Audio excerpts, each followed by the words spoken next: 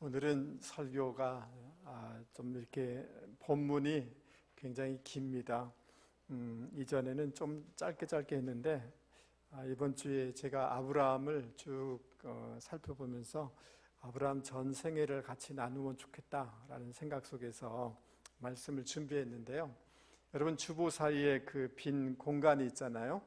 그래서 볼펜이 있으면 대지 같은 거를 쭉 쓰시면서 따라오면 안졸 있고 은혜가 될 줄 믿습니다. 그래서 아무튼 잘 맞춰서 해보려고 하겠습니다만은 여러분들이 집중해 주시면 참 좋을 것 같습니다. 이제 갓 신학교를 들어간 교육 전도사님이 주일학교 초등부 설교를 하게 되었어요. 열심히 설교를 하는데 한 학생이 손을 번쩍 드는 것입니다. 저 전도사님 질문 하나 있습니다 라고 하면서 묻는 것입니다. 하나님하고 예수님 사이는 부자지간이 맞죠? 이렇게 하니까 여러분 어떻습니까? 맞습니까? 대답을 확실하게 좀 부자지간이 맞습니까? 그러니까 이 교육전도사님이 그렇지 라고 한 거예요. 근데 전도사님 하나님은 하시고 예수님은 예신데 성이 다른데 어떻게 부자지간이 될 수가 있어요? 갑작스러운 질문에 이 전도사님이 굉장히 당황스러운 거예요. 뭐라고 설명해야 될지 굉장히 힘들어하는데, 근데 뒤에 있는 한 학년이 많은 그 형이 탁 치면서 야 임마, 서양 사람은 성을 뒤에다 붙잖아. 그러면 제성고 그러잖아요. 맞아요? 그러니까 하나님, 예수님 다 님치잖아. 그러니까 부자지간이 맞지. 이렇게 대답했다는 거예요. 여러분은 예수님을 나의 구세주로, 나의 주님으로 여러분 믿으십니까? 네, 그러면 진실로 그렇게 믿으면 하나님의 자녀가 될 줄 믿습니다. 하나님의 자녀라면 우리가 우리 부모님을 어딘지 모르지만 닮잖아요. 그렇잖아요. 부모와 자식 간에 하나님이 우리의 아버지가 되기 때문에 우리는 하나님을 닮았고 닮아야만 되는 줄 믿습니다. 그래서 여러분 하나님의 성품, 하나님의 마음대로 들었을 수 있도록 하나님을 닮아가는 과정이 필요한데 구원을 넘어서 훈련이 저와 여러분 가운데 필요한 줄 믿습니다. 그것을 신학적으로는 성화다라고 얘기할 수가 있습니다. 여러분 우리 영도에도 그렇고 다대포에도 보면 조선소들이 많이 있지 않습니까? 지금은 배를 만들기보다 대부분 수리하는 일들을 하고 있는데요. 여러분 이 조선소에 있는 배들은 어떻습니까? 여러 가지 문제가 생겨서 항구로 예인해서 이 부두로 들어온 거 아닙니까? 그리고 고치고 있는 거죠. 여러분 항구로 들어왔다고 해서 여러분 다 된 건 아니죠. 마치 우리의 신앙도 마찬가지입니다. 침몰할 염려는 없어요. 그리고 그 안에 있는 물건들이 손해볼 염려는 없어요. 거기 직원들이 죽을 염려도 없어요. 그렇다고 해서 다 된 건 아니지 않습니까? 우리가 구원받았다고 해서 다 된 거 아니지 않습니까? 이 배를 잘 수리해서 저 넓은 대양에 가서 많은 일들을 감당해야지 온전하게 되는 거잖아요. 근데 오늘날 한국의 교인들은 나 예수 믿고 구원받으면 끝이야 라고 하면서 성질은 성질대로 그냥 하나님 닮지 않은, 주님 닮지 않은 이런 모습으로 살아가는 것들이 너무 많단 말이죠. 이런 점에서 구원 후에 훈련, 성화가 반드시 있어야 되는 줄 믿을 수 있기 바랍니다. 여러분 군사들이 평소에 훈련을 많이 하지 않으면 전쟁이 나면 나라를 지키지 못할 뿐더러 자기의 생명도 부지할 수가 없는 거죠. 그러니까 훌륭한 지휘관이라면 군사들을 평소에 뭐 시켜야 되는 거예요? 훈련시켜야 되는 거예요. 훈련 안 시키는 것은 잘못된 지휘관이죠. 그런 점에서 저와 여러분이 하나님 앞에 구원받은 것으로 족하지 아니하고 계속해서 훈련 받아 나가야 되는 줄 믿을 수 있기를 바랍니다. 오늘 같이 나누려고 하는 것은 아브라함이 하나님의 부름을 받고 어떤 훈련을 받았는지를 살펴보면서 나에게 이런 훈련이 필요하구나를 깨닫는 이런 시간이 되었으면 좋겠습니다. 할렐루야. 여러분, 아브라함은 갈대아 우르 지역에 살고 있었어요. 여러분, 저 지도에 보면 바벨론에 우르라는 지역, 수메르 바로 밑에 우르라는 지역이 보이십니까? 예, 여기에 살고 있었습니다. 그런데 시하는 것은 여호수아서 24장에 보면 강 저편에 거하여 그 다른 신들을 섬겼더라. 그 아브라함의 아버지가 다른 신을 섬겼대요. 이런 일이 벌어졌다는 거예요. 그래서 어느 날 하나님이 아브라함과 그 아버지 같이 불렀던 것 같아요. 그래서 내가 지시할 땅으로 가라 이렇게 해서 그 우르를 출발하여서 쭉 가나안 땅을 향해서 걸어가다가 저 위쪽에 보면 하란이라는 곳이 있잖아요. 그러니까 하란에 그냥 머무러서 오랫동안 산 거예요. 그래서 다시 하나님께서 아브라함에게 본토 친척 아비집을 떠나 내가 내게 지시할 땅으로 가라 이런 말씀을 주시는 거예요. 여러분, 우르나 지금 하란이란 지역은 어떤 것을 섬기냐면 굉장히 대도시고요. 세상에 이런 문명, 문화가 발달될 도시일 뿐만 아니라 달을 섬기는 지역이에요. 달을 신을 섬기는 그런 지역이었단 말이죠. 그러니까 아버지가 달신을 섬겼으니 그 영향이 집안에 있을 수밖에 없지 않습니까? 그런 상황이었죠. 근데 하나님이 바로 아브라함에게 바로 너는 본토 친척 아비집을 떠나라. 바로 너가 떠나야 된다라고 말씀하고 있어요. 누가 떠나야 된다고요? 너가 떠나라 이렇게 하는 거예요. 여러분, 이 말씀이 저와 여러분에게 너가 떠나라는 음성으로 들려지실 수 있기를 바랍니다. 다른 사람이 아니라 우리가 떠나야 될 것들을 떠나야 된다. 신앙에는 반드시 떠나는 이런 훈련, 결단이 있어야 되는 줄 믿을 수 있길 바랍니다. 지금까지 몸담고 있던 세상, 즐기던 것들, 죄된 것들로부터 분리하는 이런 것들이 있어야 된다는 거예요. 내한테 너무 익숙하고 이것을 자기 내 성량이라고 얘기하지만 사실은 못된 기질들, 못된 것들로부터 떠나는 작업이 있어야 된다. 그래야 복의 통로가 될 수가 있다. 하나님을 닮아갈 수가 있다라고 말씀해 주고 있는 거예요. 할렐루야. 예, 그것을 안 떠나요. 그러니까 그걸 안 떠나니까 성장이 없어요. 어떤 사람 말하는 거 보면 거침없이 말해요. 안 떠나요. 자기 스타일, 자기가 익숙한 것, 이거 안 떠나요. 그러니까 구원은 받았을지 모르지만 신앙의 성장이 없어요. 그래서 여러분, 이 마음속에 이 떠나는 이런 훈련이 저와 여러분 가운데 있기를 바랍니다. 하나님은 그러면서 창세기 12장에 보면 7가지의 약속을 주세요. 우리 한번 올려주세요. 내가 너로 큰 민족을 이루게 하겠다. 지금 자식도 없는데 큰 민족을 주겠다라고 이렇게 약속해 주고 있어요. 복을 주겠다. 물질적인 복을 포함하여서 많은 복을 주겠다라고 얘기하고 있어요. 그 다음 3번째는 내 이름을 어떻게 해요? 창대하게, 내 이름을 존귀하게 해주겠다라고 이렇게 약속해 주고 있어요.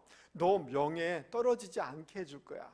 너 말씀 따라서 순종해 가지만 좀 어렵지만 너 절대 부끄럼 당하지 않게 해주겠다. 이렇게 이야기해요. 내 복을 주겠다. 이렇게 하는 거예요. 이 미완료형이에요. 여러분이 받은 은혜들이 과거에 있을지 모르지만 하나님은 더 큰 복을 주실 수 있음을 믿을 수 있기를 바랍니다. 그러면서 너는 복이 되어라. 이 주어가 그전에 하나님이 이렇게 해주겠다라고 하는데 여기서는 주어가 아브라함 자신이 되어요. 너가 복덩어리가 되게 할 거야. 그래서 옛날 성경에는 복의 근원이 되게 할 거야 라고 이렇게 약속해 주고 있어요. 여러분의 인생이 복의 근원이 되는 분들이 되기를 바랍니다.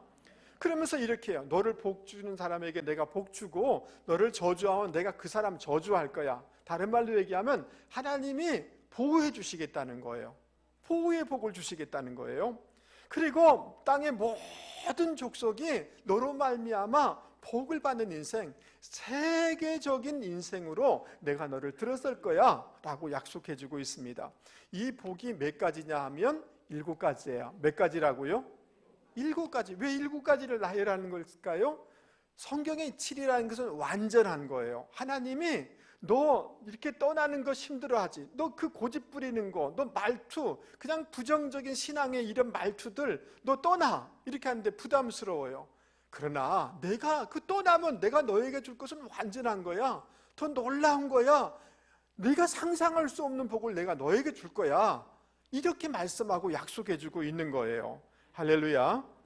여러분, 75세의 아브라함 굉장히 안정적인 삶을 살아가고 있는데 그 시족 공동체를 떠나는 것, 안정된 삶, 풍요로운 그런 도시를 떠나는 건 쉽지 않지만 아브라함은 떠났어요. 떠날 때 그런 축복의 통로가 될 수가 있었던 것입니다. 할렐루야. 그러므로 사랑하는 성도 여러분, 오늘 이 음성이 바로 너 지금 떠나야 될 거, 너 익숙하다고, 너 스타일이라고 얘기하지 마. 그거 떠나 라고 할 때 여러분 그것을 떠나는 훈련을 하실 수 있는 저와 여러분이 되기 바랍니다. 그러면 성장이 있습니다. 아멘. 더 많은 하나님의 완전한 축복을 경험하게 되는 줄 여러분 믿을 수 있기 바랍니다. 두 번째로 하나님이 아브라함에게 훈련시키는 것들이 있는데요. 창세기 10장 12장 10절 이하에 나오는데 아브라함이 그 말씀 따라서 떠났어요. 그 가나안 쪽을 향해서 갔는데 거기 가보니까 좋은 것 다 있을 거라고 예측했는데, 예상했는데 그게 아니에요. 그 땅에 기근이 든 거예요. 이 말을 쉽게 얘기하면 경제적인 어려움이 생긴 거예요. 말씀 따라 산다고, 헌신한다고, 내가 소명 따라서 직분받고 이렇게 했는데 나에게 다가온 것은 뭐냐 하면 경제적인 어려움이에요. 그게 큰 시험인 거죠. 이 네게부 이 지역은 사막이기 때문에 본래 어렵지만 비가 오지 아니하면 풀 한 폭이 자랄 수가 없는 그런 지역이에요. 굉장히 어렵죠. 아브라함의 가축들이 다 죽을 정도로 그런 어려움이 생겨나게 된 것입니다. 그러니까 이 어려움이 생기면 사람들은 신앙인들도 하나님 생각할 여유가 없는 거예요. 빨리 이 문제 해결해야 되겠다는 생각밖에 없는 거예요. 그러면서 무슨 생각을 하냐면 애굽으로 가면, 이집트로 가면 살 수 있겠다라는 생각을 한 거예요. 하나님 앞에 물어보지도 않았어요. 하나님은 가나안으로 가라고 했는데 애굽이라는 것은 세상을 상징하는 거거든요. 그냥 세상으로 빨리 가면 돈 빨리 벌으면 되지 않겠나, 이런 생각으로 애굽으로 내려간 거예요. 애굽에는 사진을 한번 보여주세요. 이 나일강이 있어요. 여러분 한 6,000km가 되고요. 그 폭도 넓고요. 웬만한 가뭄으로 이집트는 문제가 되지 않아요. 그러니까 늘 먹을 것 거리가 있죠. 그러면 그곳에 가면 해결되지 않겠나라는 생각 속에 아브라함은 애굽으로 내려가게 되었습니다. 인간적인 생각으로 한 거죠. 기도하지도 않은 거죠. 그랬다가 아내를 빼앗기게 되는 거예요. 근데 자기는 그곳에 가면 문제가 해결될 것이라고 생각했는데 더 불안한 거예요. 더 어려운 거예요. 자기가 너무나 무기력하고 초라한 나그네라는 것을 그냥 절감하게 된 거예요.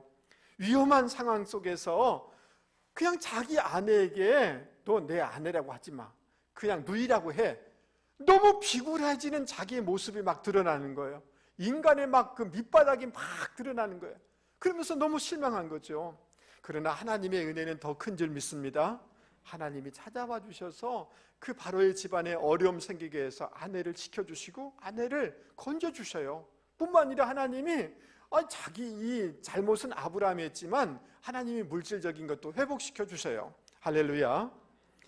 자, 하나님이 주권적으로 이런 것들을 하면서 어려움이 있다고 내 잔깨 부리고 내 힘으로 되는 게 아니라 하나님이 도와주셔야 되는 것을 깨닫게 되는 거예요. 할렐루야. 자, 이런 일이 있은 후에 무슨 일이 벌어졌느냐 하면 아브라함의 그 목자들하고 조카 롯의 목자들하고 그 지역에 같이 사니까 두 가문이 큰 가문이 돼서 살아가니까 싸움이 일어나는 거예요. 그게 문제가 생긴 거예요. 근데 여러분, 어려움이 있을 때마다 여러분 하나님을 의지할 수 있는 저와 여러분이 되기를 바랍니다. 그래서 이사야 50장에는 이렇게 말씀해 주고 있는데요.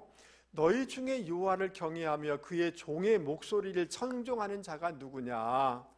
흑암 중에 행하여 빛이 없는 자라도, 흑암이고 빛이 없이 느껴진다 할지라도 여호와의 이름을 의리하며 자기 하나님께 의지할지어다. 할렐루야. 여러분 지금 절망이라고 생각하고 캄캄하다고 생각할지 모르지만 그 가운데서라도 하나님을 의지할 수 있는 저와 여러분이 되기 바랍니다. 할렐루야. 그러니까 이 싸움이 생겨나고 주변 사람들은 그 하나님도 모르는 사람들이 막 서로 싸우는 것을 막 보는 거예요. 그러니까 아브라함이 이전에 경험했잖아요. 하나님을 의지하면 된다라는 것을 깨닫고 난 다음에 조카에게 이런 얘기를 해요. 네가 우하면 내 자할게. 네가 좌측을 택한다면 나 우측을 선택할게. 너 먼저 결정해라 라고 하니까, 그래도 사람이 예절이 있어야 되잖아요. 아이 그냥 삼촌 먼저 하세요 이래야 될 줄 알았는데, 이 조카 롯이 가만 보니까 저쪽에 풀이 너무 많은 거예요. 물이 넉넉한 거예요. 삼촌, 네 이쪽 하겠습니다. 그래, 네 그렇게 해라. 양보하는 거예요. 여러분 어떻게 그렇게 할 수가 있었던 것입니까? 물질보다 더 중요한 것은 하나님이 중요하다는 것을 깨달았기 때문에 그런 거 아닙니까? 그러니까 물질을 선택하기보다 관계를 선택하고 하나님을 선택하는 이런 가치관, 그런 세계관을 가질 때 아브라함은 조카에게 양보할 수가 있었던 것입니다. 할렐루야. 근데 조카 롯은 보니까 여기가 좋아 보이거든요. 근데 그 뒤에는 소돔과 고모라가 있는데 죄와 동성애와 육신과 세상이 가득한 곳이 소돔과 고모라 아닙니까? 그것을 선택하고 그쪽을 향해서 점점 걸어갔어요. 그 조카 롯의 인생에 가장 화려하고 가장 아름답고 가장 열매 있고 가장 클라이맥스의 때는 언제였느냐 하면 아브라함과 함께 있을 때예요. 하나님의 말씀과 함께 있을 때예요. 그때 그 인생은 가장 안정적이고 가장 존귀할 때였어요. 그러나 그것을 떠날 때 세상으로 점점 물질을 택하여서 나아갈 때 그는 가장 부끄러운, 가장 땅바닥에 떨어지는 인생이 되어버린 거예요. 아내를 잃었지요. 여러분 그 근친상간이 일어나서 모압과 암몬 족속이 이를 통해서 나오게 되죠. 영영이 하나님의 총에 들어오지 못하고 손가락질 당하는 그런 가문, 그런 인생이 되어버린 거예요. 그러므로 사랑하는 성도 여러분, 우리 인생 가운데 물질이라는 게 그냥 우습게 여길 건 아니에요. 굉장히 중요하고 귀하게 사용될 수 있어요. 그럼에도 불구하고 관계를 선택하고 하나님의 약속을 선택하여서 살아가는 이 훈련들이 저와 여러분 가운데 있기를 주님의 이름으로 권면을 드립니다. 그러니까 마음속에 약간 섭섭함이 생길 수 있잖아요. 나는 다 양보했는데. 그러니까 하나님께서 아브라함을 불러서 13장에 보면 아브라함 이리 와봐. 너 눈 들어서 동서남북 쳐다봐봐. 그거 다 걸어가봐. 내 이 땅 너한테 다 줄 거야. 손해의식 갖지 마. 내가 갚아줄 거야 라고 말씀해 주는 거예요. 여러분 하나님이 갚아주실 줄 여러분 믿을 수 있기 바랍니다. 여러분 LA에서 치과병원을 운영하시는 김범수라는 장로님이 계신데요. 이분이 LA 일간지에 글을 쓴 것을 제가 좀 소개하려고 합니다. 여러분 이 장로님은 에티오피아와 케냐에서 이원철이라는 선교사님과 함께 2001년부터 의료봉사를 하는 그런 분이셨어요. 여러분 나이로비 근처에 그 빈민촌에서 의료봉사를 하는데요. 여러분 이 장로님이 치과 의사니까 발치를 하지 않습니까? 여러분 병원 가면 발치하고 그 항생제 먹으라고 그러지 않습니까? 여기서 그 균 들어가면 막 뇌까지 들어가고 문제가 심각하거든요. 그래서 아이들한테 그 발치를 하고 얘야 집에 가서 밥 먹은 후에 꼭 하루에 3번씩 이 약 먹어야 돼 이렇게 얘기를 해준 거예요. 그러니까 선교사님이 장로님한테 툭툭 치면서 조용하게 이렇게 얘기하는 거예요. 장로님, 여기 아이들은 하루에 한 끼밖에 밥을 못 먹습니다. 여러분 가난하니까 한 끼 겨우 먹는 거예요. 3번 약을 먹을 수가 없잖아요. 그럼 어떻게 해야 되나 이런 말이겠죠. 근데 이 장로님이 가만 보니까 그 아이들만 한 끼를 먹는 게 아니라 비록 선교사이지만 이들과 같이 살기를 원해서 그 자기가 돌보는 사람이 한 끼 먹으니까 이 선교사님도 하루에 한 끼 먹으면서 살아가고 선교사역을 하고 있다는 것을 이 장로님이 알게 된 거예요. 근데 이분이 정말 그 빈민촌 가난한 곳에 살아가니까 그들과 하나가 되기를 위해서 그냥 재활용된 옷 있잖아요. 그냥 허름한 옷을 입고 살고, 그리고 그들과 같이 그들이 되기를 원해서 케냐 시민이 돼버려요. 국적을 바꾸게 되어져요. 한국 국적을 포기하고 케냐 국적의 사람이 되는 거예요. 여러분, 물도 없고 전기도 없고 하수시설도 없고 쓰레기와 같이 살아가는 사람과 같이 여러분 살아가는데, 뭐 선교사님은 어르니까 견뎌낼 수 있잖아요. 거기에 아들, 딸이 있는데 15살 난 아들이 여러분 뇌종양이 발견이 되는 거예요. 아이가 너무 고통스러워하는 거예요. 그러니까 주변에서 그 지역에 큰 병원 가라고. 이 지역은 다 그 이슬람 지역이거든요. 그러니까 큰 병원이 이슬람에서 다 운영하는 거잖아요. 그러니까 이 선교사님이 이렇게 얘기를 하는 거예요. 내가 이 사람들을 복음 전하러 왔는데 그 이슬람 병원에 가서 내 아들 살려달라고 하면 내가 그들에게 복음을 어떻게 증거하겠냐고. 설령 내 아들이 살아날지 모르지만 복음을 못 전하면 어떻게 되겠냐고. 내가 갈 수 없다고 이러는 거예요. 하나님이 그 마음을 아셨는지 미국에 가는 길을 열어주신 거예요. 그래서 여러분 아들의 죽음을 코앞에 두고 미국 병원으로 가게 되는데, 병상에 누운 채로 그 UCLA 그 병원에 메디컬 센터에 문이 열려서 가서 수술받게 되어져요. 여러분, 미국은 이 의료보험이 안 되잖아요. 그러니까 한국처럼 이게 의료비가 싸지가 않잖아요. 엄청난 이 뇌를 열어서 수술했으니 그 의료 비용이 엄청나지 않겠습니까? 너무 비용이 너무 많으니까 결국 선교사님이 그 행정 담당자를 찾아가서 저 돈이 없어서 이 돈을 다 낼 수가 없습니다. 제가 살아있는 동안에, 제가 선교사인데 저를 좀 믿어주셔서 제가 살아있는 동안에 이것을 다 빚을 갚도록 하겠습니다. 설령 제가 다 못 갚으면 우리 아들이 갚을 거니 이것을 좀 이렇게 해주시면 안 되겠습니까? 라고 이렇게 하는 거예요. 그 말 하기도 쉽진 않았겠죠, 그죠? 그런데 여러분, 그 다음날 그 아들을 수술했던 백인 의사가 와서 이런 말을 하는 거예요. 저는 당신 같은 선교사의 아들을 환자로 보내주신 주님께 감사합니다. 왜냐하면 저희 돌아가신 아버지가 당신이 사역했던 바로 그 케냐에 선교 사역을 하시다가 돌아가셨습니다 라고 얘기하는 거예요. 할렐루야. 그리고 며칠 후에 병원에서 이런 결정을 하게 됩니다. 우리는 치료비를 한 푼도 받지 않기로 결정했습니다. 앞으로 당신과 당신의 아들이 그 나라를 위해서 더 많은 좋은 일들을 했으면 좋겠습니다 라고 해주셨다는 거예요. 할렐루야. 여러분, 이 선교사님 부부, 지금 이 아들은 35살이 돼서 그 뇌종양 수술하기 전에 이 아이가 15살 난 아이가 하나님 제 살려주시면 제 선교사로 주님을 위해서 살겠습니다 라고 소원을 했어요. 소원한 대로 선교사가 된 거예요. 이 선교사님이 생명을 다하는 날까지 그 빈민촌에서 학교를 세우고 신학교를 세워서 사역을 하고 있는 거예요. 그 이슬람권 사람 중에 예수 믿는 사람이 생겨나서 은혜 받으니까 자기 전 토지를 기증을 한 거예요. 그곳에 학교를 세우고 여러 가지를 세워서 사람들을 양육하고 그 중에 목회자도 나오고 이런 놀라운 역사를 이루고 있다는 거예요. 할렐루야.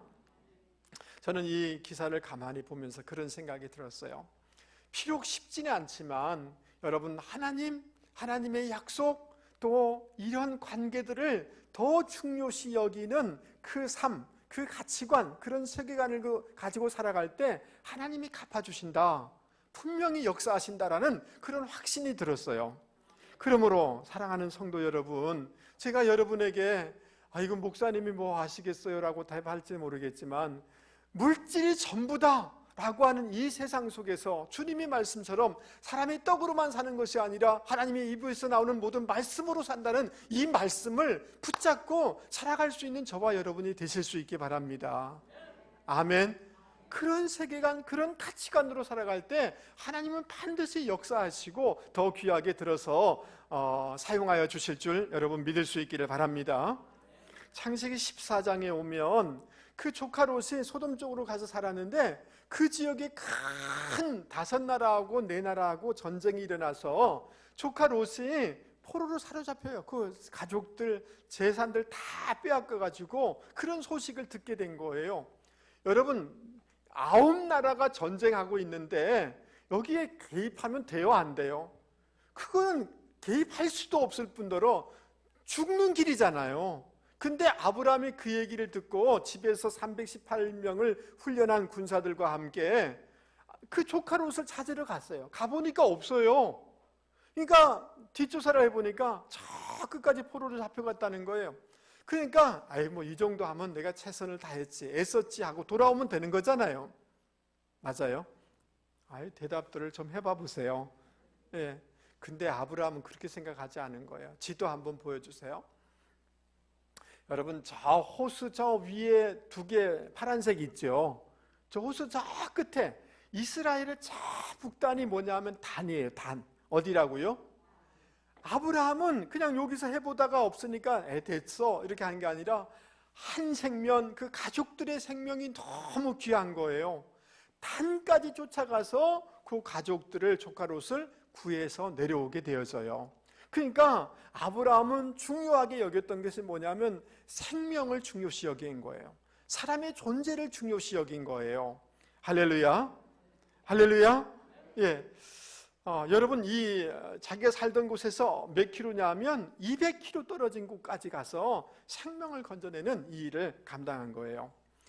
자, 이렇게 이 조카를 구해오고 잃어버렸던 많은 재물들을 빼서 내려오는데, 그때 멜기세덱이라는 살렘 왕이, 또 제사장이 와가지고 그 아브라함을 축복해줘요. 뭐라고 축복하느냐 하면 천지의 주제시요 지극히 높으신 하나님이여 아브라함에게 복을 주옵소서라고 이렇게 얘기를 해요. 그러면서 이런 얘기를 합니다. 너의 대적을 내 손에 붙이신 지극히 높으신 하나님을 찬송할지어다. 하나님이 어떤 하나님이라는 거예요? 천지의 주제가 되시고 지극히 높으신 하나님이라는 거예요. 여러분, 이 하나님을 여러분 믿습니까? 모든 것을 주관하시는 하나님이라는 거예요. 가장 높으신 하나님이라는 거예요. 그러니까 아브라함이 11조를 그 살렘 왕에게, 멜기세덱에게 드리게 되는 것입니다. 맞아. 내가 318명으로 내 국가를 어떻게 이겨낼 수가 있어? 그건 불가능해. 하나님이 도우셨어. 맞아. 하나님은 지극히 높으신 하나님이 맞아. 라고 그것을 인정하면서 11조를 드린 거예요. 그러니까 11조를 드리는 것은 단지 물질만 드리는 것이 아니라 하나님 맞습니다. 당신은 살아계십니다. 지극히 높으십니다. 인생과 환경과 모든 것을 뛰어넘어 역사하시는 지극히 높으신 하나님이 맞습니다라고 고백하는 것이 11조라는 거예요. 할렐루야. 예, 그런 신앙 고백인 거죠. 그런데 우리가 여기서 조금 더 생각해 봐야 될 것이 있는데, 그것은 뭐냐면 멜기세덱은 살렘 왕이라고 그래요. 살렘은 예루살렘이잖아요. 그러니까 평화의 왕이라는 말이에요. 그 다음 멜기세덱은 의의 왕이라는 거예요. 예수님이 오셔서 평화와 의의 나라를 주시기 위해서 오신 줄 믿습니다. 그래서 이 멜기세덱이 누구냐? 히브리서에는 예수님이다 이렇게 얘기를 해요. 그러니까 11조를 드렸다는 말은 다른 말로 얘기하면 예수님 맞습니다. 당신이 우리 인생에 의지할 대상입니다 라고 고백한 그런 신앙 고백이라는 거예요. 할렐루야. 그러므로 여러분, 우리가 살아갈 때 주님이 여러분의 주인 되심을 믿습니까? 여러분이 승리할 수 있었던 것, 이런 삶을 살아갈 수 있었던 것, 주님의 은혜임을 여러분 믿습니까? 주님의 은혜가 없으면 이거 한순간에 다 사라질 수 있다는 것을 기억하실 수 있기 바랍니다. 내가 가진 모든 것들은 주님으로부터 왔고 주님이 맡긴 것이기에 나는 이것을 관리하는 청지기입니다라는 마음으로 여러분 11조 생활을 할 수 있는 분들이 되기를 주님의 이름으로 권면을 드립니다. 그러니까 11조 생활하는 사람 아무나 하는 게 아니에요. 하나님이 가장 높습니다. 하나님의 은혜 없으면 살아갈 수 없습니다. 하나님이 인생과 모든 것을 주관하시는 분입니다라는 고백을 할 수 있는 사람만이 11조를 할 수가 있는 거예요. 여러분 이해되십니까? 그런데 그 많은 그 전리품을 가지고 오는데 소돔 왕 것도 찾아서 온 거예요. 그래서 그러니까 표시가 당신 나라 거니까 가져가십시오. 그러니까 소돔 왕이 이렇게 얘기를 합니다. 사람만 보내주면 됩니다. 이 물질 당신 가지십시오 라고 하니까 여러분 저 같으면 어떻게 했을까요? 내가 뺏어왔고 또 왕이 주니까 그렇죠 하면서 받아서 올 것 같은데 아브라함은 그거 거절해요. 아닙니다. 당신이 나를 부욕해 했다는 말 듣고 싶지 않습니다. 그 소돔 왕이라는 것은 뭐예요? 죄된 우상 숭배하는 왕이잖아요. 이해되세요? 죄로 가득한 그 세상 그 왕이 주면서 축복한 당신이 세상이 죄가 나를 축복했다라는 말 듣기 싫어요. 나의 존귀함은 나의 복은 하나님으로부터 와야 되는 것입니다라는 고백에서 그것을 거부해요. 즉 다른 말로 얘기하면 영적인 이런 거룩함이 저와 여러분 가운데 있기 바랍니다. 하나님의 영광에 대한 거룩한 의분이 저와 여러분 가운데 있기를 바랍니다. 아브라함은 생명을 존재를 소중히 여기고 하나님의 영광을 소중히 여기는 그런 가치관과 세계관을 가지고 살아갔다라고 얘기할 수가 있는 것입니다. 할렐루야. 그러니까 하나님이 보니까 너무 기가 막힌 거예요. 너무 그냥 안 그래도 되는데 너무 신앙의 이 고백이 너무 소중하잖아요. 맞아요? 하나님이 견딜 수가 없는 거예요. 그래서 여러분 15장 1절 말씀 한번 보세요. 15장 1절 우리 방송에 올려주세요. 두려워 말라. 나는 너의 방패요 너의 지극히 큰 상급이니라. 한번 따라서 해보겠습니다. 두려워 말라. 나는 너의 방패요 너의 지극히 큰 상급이니라. Do not be afraid. 두려워하지 마. 내가 너의 방패 될 거야. 앞으로 그 사람들이 온다 할지라 내가 지켜줄 거야 이 말이에요. 할렐루야. 내가 Your very great reward, 큰 것으로 갚아주야. exceeding, 킹 제임스 버전, 놀라운 넘치는 것으로 내가 갚아줄 거야 라고 약속해 주시는 거예요. 할렐루야. 여러분 하나님이 이렇게 신앙 고백을 하고 생명과 또 하나님의 영광을 소중히 여길 때 하나님이 반드시 갚아주실 줄 여러분 믿을 수 있기를 바랍니다. 아멘. 여러분 저를 한 번만 보세요. 잃어버린 저 영혼에 대한 생명을 소중히 여기는 이런 마음을 가지고 살아가는 분들이 되기 바랍니다. 아멘 크게 하이소. 여러분 우리 남편이 이제 은퇴할 때가 돼서 월급도 적게 갖다 주고 이렇게 한다고 여러분 무시하지 마세요. 남편 존재를 소중히 여기세요. 아멘 크게 좀 하세요. 아멘. 여러분 자녀 중에 약하고 공부도 못하고 그럴지라도 여러분 우리 자녀가 존재 자체가 소중한 거예요. 아멘. 여러분 나이가 들고 여러분 다른 사람과 비교해서 가진 것 없고 여러분 좀 사업에 실패할 수도 있어요. 부도 맞을 수도 있어요. 그것보다도 더 중요한 것은 여러분의 존재예요. 여러분의 생명이에요. 좀 손해봤다고 낙심하거나 포기하거나 절망하거나 그러시면 안 되셔요. 할렐루야. 내 존재, 내 생명, 내 가까이 있는 사람들을 소중히 여기는, 생명을 소중히 여기는 이런 가치관을 가지고 살아나가는 훈련을 하시는 분들이 되기 바랍니다. 그러면 선순환의 축복이 있게 되는 줄 여러분 믿을 수 있기 바랍니다. 여러분 사위, 여러분 며느리 소중히 여기세요. 아멘 하시죠? 그러면 선순환의 복의 역사가 있는 줄 여러분 믿을 수 있기 바랍니다. 여러분 이 근동에서는 이 목축하는 사람에게서는 후손이 너무 중요하잖아요. 시간이 많이 흘렀는데도 자식이 없는 거예요. 10여 년이 지났는데 없는 거예요. 이렇게 믿음이 좋았던 아브라함도 순간 믿음이 흔들리는 거예요. 주변 사람들 어떻게 하는가 보니까 후처를 둬가지고 종을 들여서 자식을 얻는 거예요. 그래서 아내의 말도 있고 애굽의 그 하갈이라는 종을 들여서 이스마엘을 낳게 되어져요. 인간적인 방법이죠. 어렵다라고 급하다고 인간적인 방법을 택하지 않는 분들이 되기를 주님의 이름으로 권면을 드립니다. 그러면 더 어려움이 더 커지는 거예요. 문제가 해결되는 게 아니라 임신한 걸 아니까 이 종이 주인을 무시하는 거예요. 나중에 이스마엘이 태어나서 그 이삭을 막 성희롱하는 일들이 벌어지게 되는 거예요. 집안이 엉망이 되는 거죠. 하나님이 이 모든 질서를 지키도록 도와주시게 되어집니다. 그러면서 그 이스마엘이 낳은 14년 후에 하나님이 아브라함에게 나타나서 이렇게 얘기해요. 따라서 뵙겠습니다. 나는 전능한 하나님이라. 너는 내 앞에서 행하여 완전하라. 너 내 앞에서 행해 라고 얘기하고 있는 거예요. 누가 앞에서? Walk before me. 내 앞에서 걸어가. 늘 나를 의식하면서 걸어가.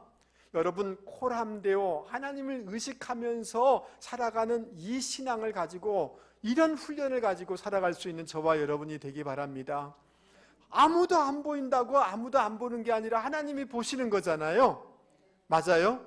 그러면서 하나님이 어떻게 하느냐면, 너 할례 행할. 할례라는 것, 여러분, 몸에다가 너 내 약속 분명히 내 지킬 거니까 몸에다 새겨. 하나님의 약속을 아브라함의 몸에다 새겨버린 거예요. 여러분 이해되시죠? 내 반드시 지킬 거야, 이 말씀인 거죠. 할렐루야. 그리고 할례라는 것은 냄새나고 더러운 죄된 것들을 잘라서 던져버린다는 이런 결단이 있는 거예요. 아멘. 그리고 아무리 봐도 이 이스마엘은 육적인 거예요. 이삭은 성령이에요. 하나님의 늘 통로가 되는 거예요. 같이 있으면 안 되겠다. 그래서 아브라함에게 이스마엘을 보내라, 이렇게 하는 거예요. 육적인 아버지로서 그 보내는 거 쉽지 않잖아요. 그러나 아브라함은 이스마엘을 보냈어요. 여러분, 저를 한 번만 보세요. 저를 한 번만 보세요. 내가 잘라서 버려야 될 것, 지금 내 삶 속에서 내보내야 될 것은 다른 사람이 얘기할 수 없습니다. 여러분만이 그것이 무엇인지를 알 겁니다. 죄된 습관, 죄된 사람, 그 어떤 관계들, 부정적인 것들을, 그것을 끊어내야 되고, 그것을 버려야 될 사람은 우리 자신들이에요. 할렐루야. 그것을 끊어내지 못하고, 그것을 버리지 못하면, 내보내지 못하면 계속해서 소울타이가 되고 묶여서 성장할 수가 없고, 하나님의 복을 받을 수가 없고, 하나님 앞에 통로가 될 수가 없다는 거예요. 이 끊어내고 보내는 이 작업을 여러분 과감히 할 수 있는 저와 여러분이 되기를 주님의 이름으로 권면을 드립니다. 할렐루야. 그래서 골로새서 3장 9절에는 옛사람과 그 행위를 벗어버리라. 따라서 옛사람과 그 행위를 벗어버리라. 할렐루야. 그런 분들이 되기를 바랍니다. 창세기 21장에 보면 하나님께서, 여러분 한번 넘겨보세요. 21장 조금만 더 살펴보겠습니다. 21장 1절, 여호와께서 말씀하신 대로 사라를 그다 뭐예요? 돌보셨고, 이 돌보다 바카드라는 단어예요. 방문하다는 거예요. 저를 한 번만 보세요. 네, 하나님 믿어요. 의지해요. 그러나 이 문제 가운데, 나의 삶 가운데는 하나님 안 오실 것 같아요. 이 생각이 우리 마음 가운데 있는 거예요. 이 문제 가운데는 안 오십니다라고 생각하는 거예요. 그거 아니라는 거예요. 하나님은 개입하시는 분이라는 거예요. 하나님은 찾아오시는 분이라는 거예요. 하나님은 방문하시는 분이라는 거예요.